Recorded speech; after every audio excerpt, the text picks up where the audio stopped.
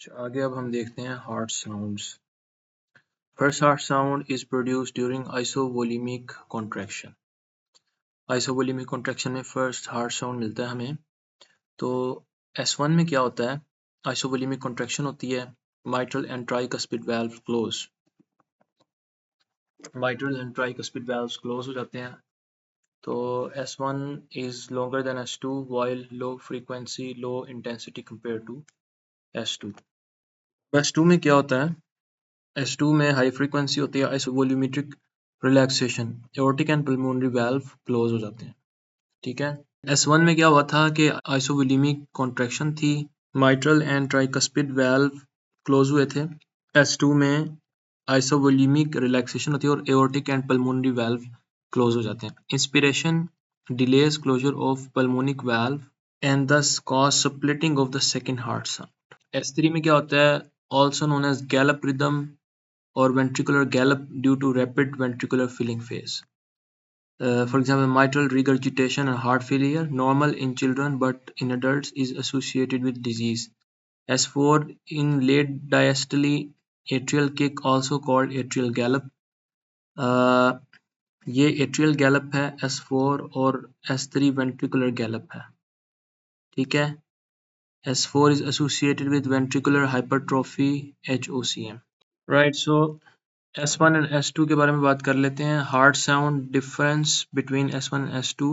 S1 has high duration regarding S1 longer than S2। S1 S2 से लंबा होता है। S2 heart sound as compared to S1 has high frequency. S2 की high frequency और S1 की high duration है। On auscultation first heart sound is available in atrial fibrillation. Splitting S2 second heart sound is enhanced by delayed pulmonic closure। Pulmonic closure delayed हो तो S2 enhance हो जाता है। Because during inspiration negative intrathoracic pressure leads to increased venous return to the right heart, so the right ventricle has to work more, therefore pulmonic valve takes a bit more than aortic to close। क्या होता है कि inspiration में negative intrathoracic pressure develop हो जाता है जिसकी वजह से वीनस रिटर्न इंक्रीज हो जाती है और वेंट्रिकल में ज़्यादा ब्लड आ जाता है और वेंट्रिकल को ज़रा सा एक्स्ट्रा एफर्ट के साथ ब्लड को पंप करना पड़ता है जिसकी वजह से पल्मोनरी वाल्व थोड़ा सा टाइम ज़्यादा लेते हैं क्लोज होने में, इसलिए स्प्लिटिंग साउंड आता है। Sometimes the options are completely changed and no option of delayed closure of the pulmonic valve, and then the answer is splitting of the second heart sound into two components is enhanced by early closure of the aortic valve. So ये भी हो सकता है कि जाहिर है splitting of heart sound in two compartments is enhanced by कि early closure of aortic valve का मतलब है कि pulmonary valve late close होगा। ठीक है, so बात तो वही है। S2 heart sound produced by closure of aortic plus pulmonary valve। तो S2 heart sound pulmonary and aortic valve से produce होती है। अच्छा, S2 heart sound due to isovolemic relaxation। ठीक है। S1 related to which phase on ECG? QRS complex। ठीक है, तो QRS पे हमें S1 मिलता है। अगर हम यहाँ पे S1 को ट्रेस करें तो ये हमारे पास S1 हार्ट साउंड है, और अगर इसको यहाँ पे हम ट्रेस करें तो that is related to QRS complex. ठीक है, तो S1 is related to QRS complex on ECG। अच्छा, to be more accurate, it is after QRS complex। So if asked S1 related to JVP then C wave, तो अगर यहाँ पे हम देखें तो S1 यहाँ से लेके यहाँ तक है, तो ECG तो QRS तो पहले हो गया, तो it is related to C wave on JVP। ठीक है। Loud S1 occurs in PR interval less than normal। तो PR इंटरवल अगर लेस देन नॉर्मल हो जाएगा, यानी ये PR इंटरवल है, अगर ये इतना रह जाए तो फिर क्या होगा? तो फिर S1 जो है वो लाउड आएगा, आपको लाउड S1 सुनाई देगा। So loud S1 PR interval less than normal. S3 में क्या होता है?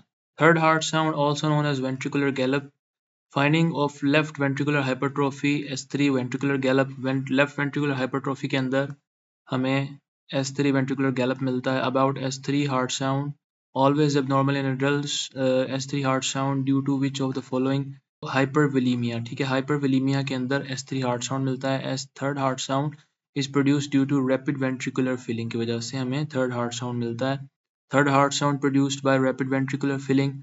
Third heart sound is due to rushing of the blood rapidly in the ventricles. Also comes as S3 sound is produced by rapid filling of the ventricles. Fourth heart sound में क्या होता है?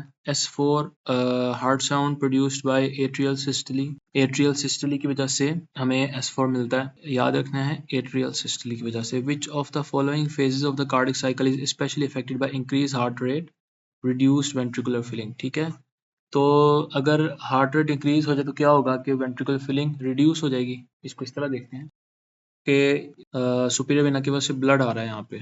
तो blood ने एक sequence के साथ यहाँ पे राइट वेंट्रिकल के अंदर आना था आराम आराम से. हार्ट इतनी तेज पंप कर रहा है कि ब्लड को यहाँ से यहाँ पे आने का मौका ही नहीं मिल रहा. ब्लड बैकफ्लो भी करी जाएगा और सही तरह से वेंट्रिकल में आएगा भी नहीं पूरा और पूरा जाएगा भी नहीं. तो क्या होगा कि हार्ट रेट तेज होने की वजह से वेंट्रिकुलर फिलिंग कम होगी, यहाँ पे ब्लड कम आएगा. So there is reduced ventricular filling related to the increase heart rate.